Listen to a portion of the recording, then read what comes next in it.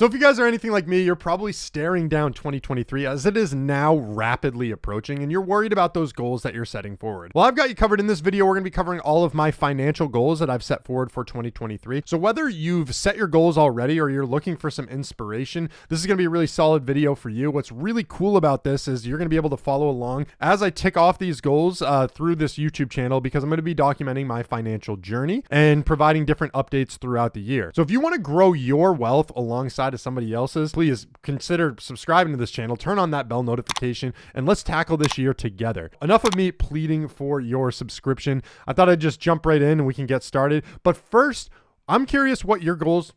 I just spilled some coffee, but I am curious what your goals are for 2023. If you want to leave them in the comment section down below, maybe your top 2 to 3, I'm definitely interested to hear. And let's jump right in. So I thought I'd start out with a little 2022 year in review. So there were really 2 main things that happened this past year that really impact my financial well-being. So number 1 is I bought this duplex that you can see behind me. This is a 3-bedroom unit that I live in. And then downstairs is a 2-bedroom unit that we will soon be renting out. I had bought it with the intention of living in it just 2 to 3 months later. So I used an FHA loan, put 2.5% down. And after the upstairs tenants had moved out, there were a lot of issues that were uncovered with this property that I needed to address. Some of them were found in the inspection report, like some foundation issues that we were able to tackle. And then there were other structural components that were removed that we didn't know about. So there were a lot of work that we had to put in to fix up the property and make sure that it was actually safe and rentable in decent condition for any tenants that would be here in the future and the tenant that was currently living there before. So there was a lot of work that went into it. It took pretty much the entire year and it wiped out a lot of my savings that I had. Another thing that I did that year was I bought a Ford F-150 to help with the renovations. It was 15 grand paid outright in cash. I didn't want to take on any bad debt with a car payment that was needed to pay. So I just wiped that out right away. I feel like I can finally breathe for 2023 and get my finances on track, and hence that's where the goals come in.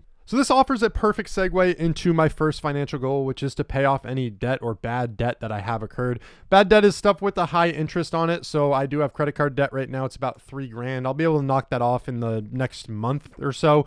So it'll be something that won't really be worried about in the future. Now, I did accrue some debt from the work that happened on some of the units during the renovation process. Got about 8 grand left to pay on that. What's interesting, it was about 30 grand worth of work, but I set up some financing plan to knock that out of the way, and it's 0% interest, so it was a win-win for me. I'm just spacing it out a little bit more, so I don't need to sell some of the investment accounts that I have in order to cover those payments. So that'll be done by February, March.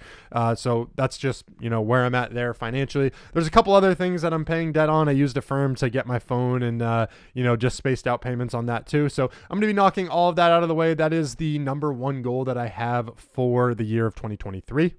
So another goal of mine, or number 2 here, is to increase my number of revenue sources. So I've been really working at this for the past year plus, building out different revenue streams. So I've got my 9-to-5 job, I've got YouTube revenue coming in, soon to be real estate revenue, investments such as dividend income. So I've got a number of sources, but I really want to maximize what I'm able to leverage here, especially on the YouTube side and the side business stuff. I'd like to scale this even higher than where I was at before. But on that note, I also want to take on more sponsorships when it makes sense. I think I can expand. I really was selective in the people that I worked with previously, and I really didn't take on sponsorships, but it's something that I've considered doing in the future. But I think it would also be cool to start some sort of digital product as well.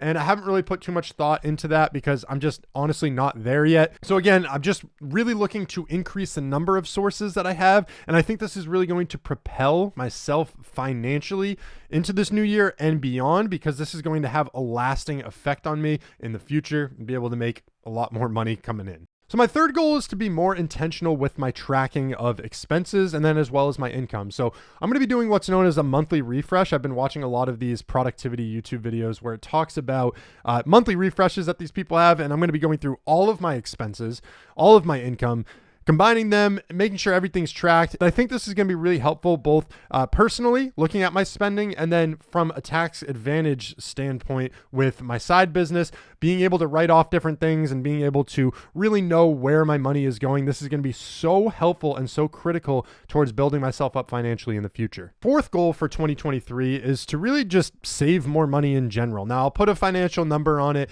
but basically I needed to reestablish my emergency fund. I was just hemorrhaging in cash and throwing it at this rental property. I have a decent amount invested, but I want to make sure that if anything arises, anything else arises, I have enough money to cover that.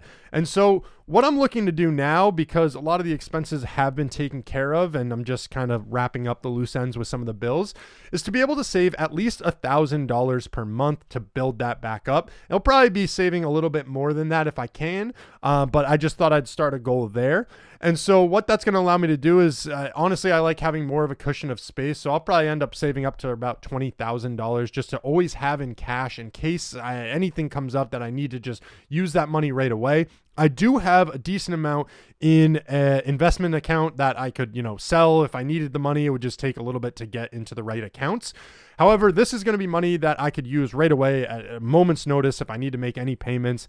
And on top of that, it's just super important to have an emergency fund. I'll probably be keeping it in a high interest savings account to be making just a little bit of extra money on top of it. But that's something that I preach, and I need to practice what I'm preaching here, get that back on track and have that emergency fund as we go into 2023. All right, here we go. So the fifth financial goal that I have for 2023 is to continue what I've been doing and dollar cost average into the market. You see, any money that you have in your bank tends to lose money. You look across the board, the first critical step that you need is establishing that emergency fund, just having that money ready to go. But anything on top of that, you're typically losing money because of, record high inflation and banks not typically paying the highest interest rate on your account. Making your money work for you is a critical step towards building wealth. What I find most successful is investing it into the stock market where I can get my money to start working for me. I like looking at dividend investments where I'm paid dividends and then I can reinvest that money, get that money working for me, get paid more dividends, reinvest it, get that money working for me, and it's just a repeatable cycle. So that's what I like to do, typical Warren Buffett style investing. There's so many different strategies out there. I like to showcase everything that I do here on this channel. Again, I am not a financial advisor. This is not financial advice, but I like to showcase and document my wealth building journey here. So again, if you're interested in that, definitely follow along with this series. Now, what I want to talk about now is my small goals but big wins section. So my small goals but big wins section is how I really plan to set the tone for the new year. Now, my first small goal, because we're at the point where I think consider this a small goal now, is rent out the first floor unit. This is what I believe going to have the biggest impact on me financially because I'll be subsidizing my mortgage and be able to save and invest much quicker. Now, the second goal is to set the tone early by doing what I like to call the PAM strategy, which is planning everything that I need to do, planning a chart forward with my finances, which is what we've done in this video, but making plans along the way to achieve my goals if I add anything new to this list. Taking action, so documenting what's the actionable step that I need to take. If I want to grow my revenue sources, what can I do in order to do so? Well, I can focus more on YouTube. I can build out my website more. I can do different actionable items that are going to help me achieve that goal. And then I can measure them, measure and review to make sure that I'm on track, make sure that they're working, and set myself up for the best way financially I can. The other thing is actually making sure that I create different budgets, different trackers, different things to keep myself in line. So my third thing is to review the monthly finance path that I'm on. Am I on target to achieve these goals? Have I saved my $1,000 per month? Have I done these things? Can I check this off? Can I add it to the Excel spreadsheet that I will create to document this journey? All of that stuff is going to be critical to how I am setting forth the rest of the year. So if you guys made it this far into this video, I'd really appreciate it if you click that like button. Again, comment down below if you took anything away from this video. What are some of the goals that you have for this upcoming year? I'm definitely eager to learn, to know, and again, would love to be able to keep each other accountable. So thank you so much for checking out this video, guys, and I hope you have a great day.